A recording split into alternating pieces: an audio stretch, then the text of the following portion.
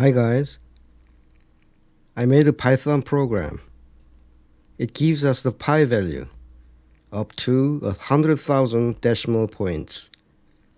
The Chat GPT helped me a lot, and it takes only 38 seconds.